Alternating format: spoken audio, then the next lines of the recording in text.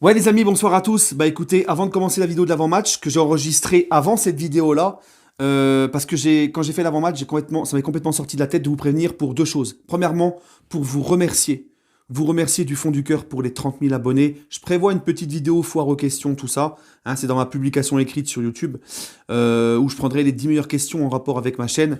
Je prépare une petite vidéo. Un grand merci pour les 30 000, ça me va droit au cœur. Vraiment, sincèrement les amis, ça me va droit au cœur. Je vous aime vraiment beaucoup. Et sachez une chose, c'est que vous êtes extraordinaire, vous êtes incroyable. Et même les haters, hein, parce que les haters, je sais que c'est les premiers à regarder mes vidéos, les partager et à les commenter. Voilà, c'est comme ça, ils te suivent partout, ils t'aiment pas, mais ils te suivent partout, ils regardent toutes tes vidéos, c'est comme ça. Donc eux aussi, on les oublie pas, ils contribuent aussi à la montée de ma chaîne. Et un gros big up à tous mes abonnés de l'étranger. J'ai énormément d'abonnés en Afrique, même au Brésil, aux États-Unis, partout, hein, dans les statistiques YouTube. Je suis suivi partout. Vraiment, c'est un gros kiff. J'aurais jamais cru un jour atteindre autant d'abonnés en commençant. Moi, 30 000, déjà pour moi, c'est énorme, c'est exceptionnel. Merci à tous, ces amis. Et la deuxième chose, c'est que oui, vous allez me dire, il n'y a pas l'introduction. Oui, parce que l'intro, j'ai un petit problème avec l'intro. J'y remédie, elle va revenir vite l'introduction. Ne vous inquiétez pas. Voilà, allez, bonne vidéo d'avant-match et allez Paris. Eh bien bonsoir à tous les amis, supporters, supportrices parisiens, parisiennes, supporters, supportrices de Bruges, supporters d'autres clubs, amoureux du football, bienvenue à vous. Les amis, écoutez, on se retrouve pour l'avant-match de PSG FC Bruges au Parc des Princes demain pour la 6e journée de Ligue des Champions, 6e et dernière journée de poule. Ne vous y trompez pas, demain c'est 18h45 le coup d'envoi. Ce n'est pas 21h ou quoi que ce soit. 18h45. Donc attention les gars, si vous faites la sieste, ne vous faites pas avoir. Bon les gars, demain c'est un match sans enjeu, puisque peu importe le résultat de l'autre match et peu importe le résultat du Paris Saint-Germain demain, dans tous les cas, tu finis deuxième et tu ne peux pas aller plus bas ni plus haut. Donc c'est un match, on va dire, entre guillemets, sans enjeu. Mais moi, sans enjeu, je dis non. Je dis non. Parce que, deux choses, les gars, quand on est dans le monde du football, il y a le respect et l'honneur. Respect de soi-même, parce que les mecs, c'est quand même des compétiteurs. Respect du club où t'es.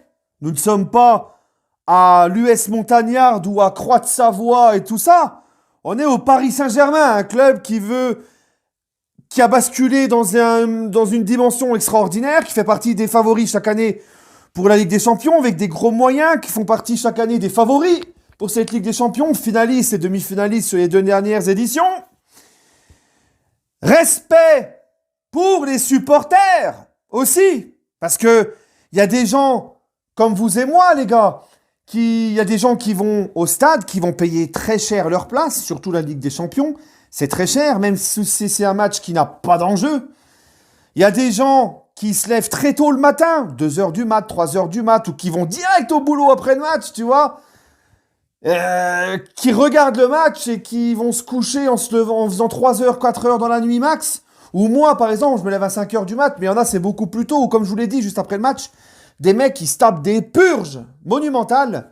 Ils n'ont pas le moral et ils vont au boulot comme ça, où tu fais 2 heures de sommeil. Donc c'est respect des supporters qui sont derrière vous. Et l'honneur. L'honneur du club, votre honneur à vous. Hein? Donc par respect et par honneur, demain, je veux voir un comportement exemplaire sur le terrain, je veux voir des choses. D'accord? Parce que moi, les gars, demain, pourquoi je serai devant ma télé dans un match sans enjeu face du Paris Saint-Germain? Parce que moi, je suis un supporter du PSG.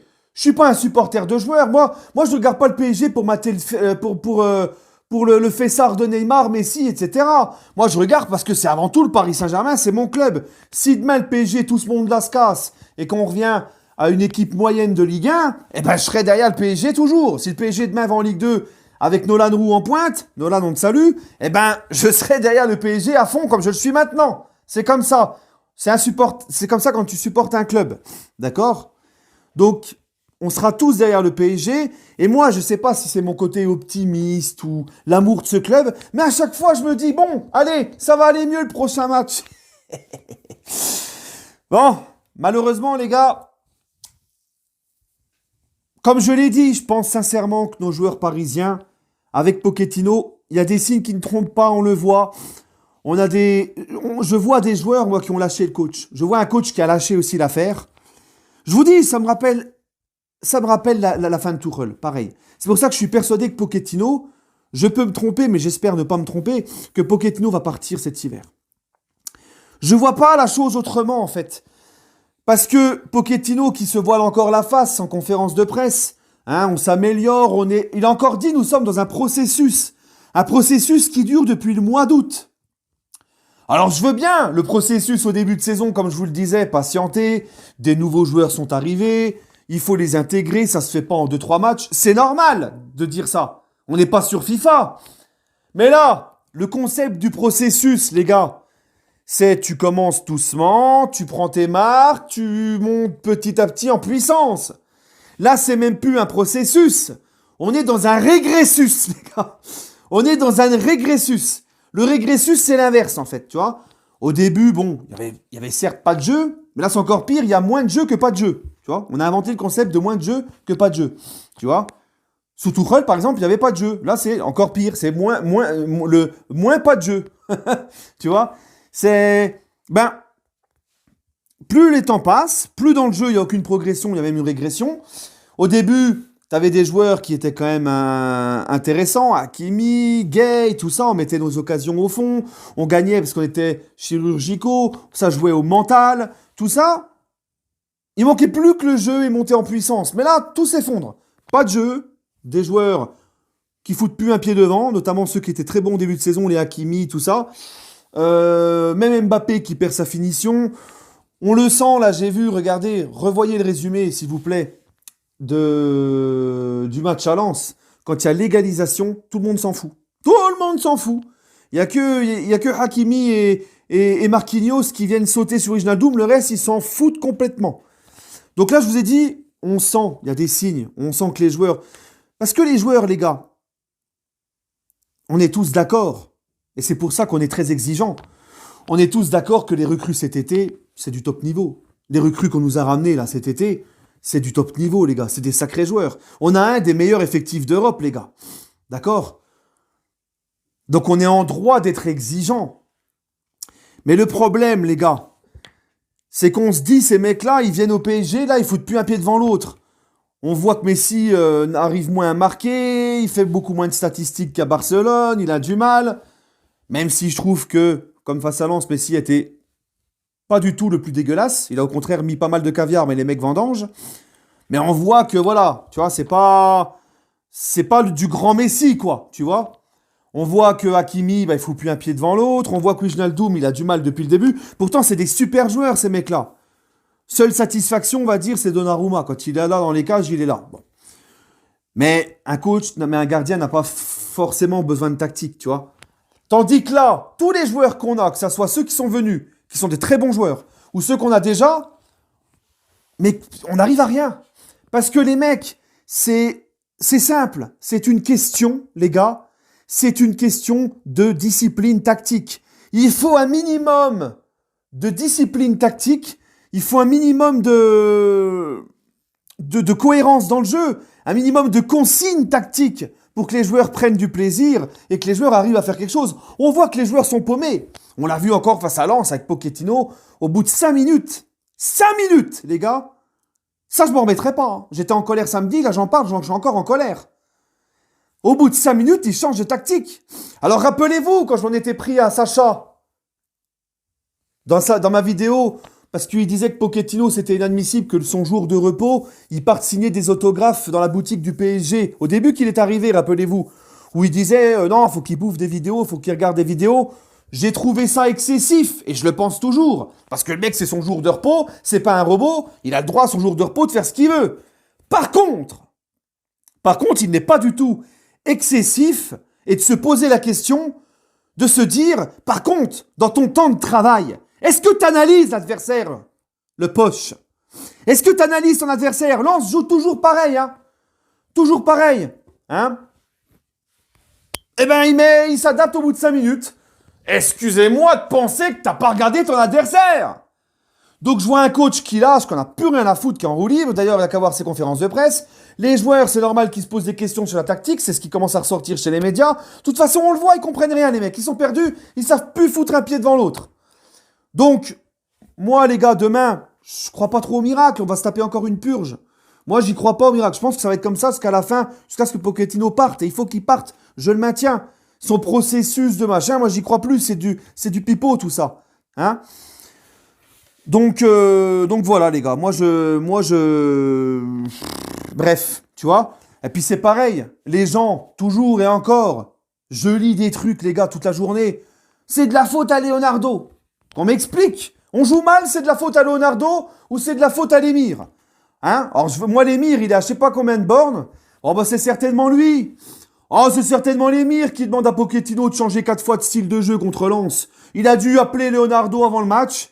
Il a dû lui dire, écoute, Leonardo, hein, j'ai envie de voir ce que ça donne Verratti à gauche, puis j'ai envie de voir ce que ça donne Verratti à droite, et dans l'axe, et j'ai envie de voir ce que ça donne en 3-4-3, puis en 4-3-3, et dis à Pochettino de changer plusieurs fois et de trimballer Verratti à droite à gauche. Parce que je veux voir, je m'ennuie. Allons. Quand même, hein. Bref. Bon. Les gars, moi demain, Ramos forfait, Kimpembe forfait. On va certainement voir une charnière Marquinhos-Diallo. Hein, Diallo, moi j'aime bien quand il est en défense centrale. C'est son vrai poste, c'est bien. Ramos, bon, a toujours forfait. Ramos, c'est un petit peu à l'image de la tactique de Pochettino.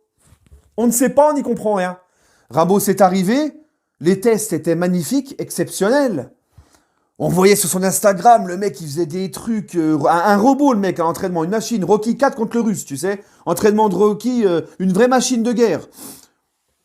Il a joué qu'un match, il a été absent à chaque fois. Parce qu'il a été plusieurs fois... Alors, il a commencé avec le collectif, avec l'entraînement collectif. Ensuite, pendant plusieurs mois, plusieurs semaines, entraînement individuel. Il est revenu, entraînement collectif, c'est très bon. Match face à Saint-Etienne, plus rien. Match face à Saint-Etienne le lendemain à l'entraînement collectif en 2 jours. Pas là le match d'après.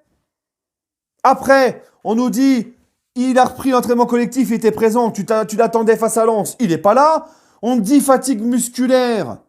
Pendant 2 jours, il s'entraîne individuellement. Il reprend l'entraînement collectif ce matin et il n'est pas là demain. Vous avez 2 heures. C'est un test de philosophie, les gars. C'est pire qu'un devoir de philo. C'est un test de philo. Vous avez 2 heures pour résoudre le problème. Celui qui arrive à comprendre le Caramos, bah là, ça y est. C'est le roi du monde. Hein. Il arrive à te régler tous les problèmes du monde, là. Ah ouais. Il arrive même à te trouver un nouveau vaccin. Le mec, il guérit tout le monde et le vaccin, il disparaît. Les variants, les machins. Tap, fini. Non, mais sans déconner, quoi. Bref. Bon. Kimpembe forfait. Bon, voilà, hein, sinon, quand même... sinon, tout le monde est là. Bon, à part Bernat qui n'est pas sur la liste. Mais sinon, il y a quand même tout le monde. Donc, il y a de quoi faire demain du jeu. Mais malheureusement, les gars... Voilà. J'ai plutôt l'impression que ça va être pareil. Bruges va être mieux collectivement que nous. Puis nous, on va se baser sur des contres. Et puis en espérant mettre les occasions au fond. Et... Voilà. Moi, je n'y crois plus, les gars. Le PSG de Pochettino, ça y est.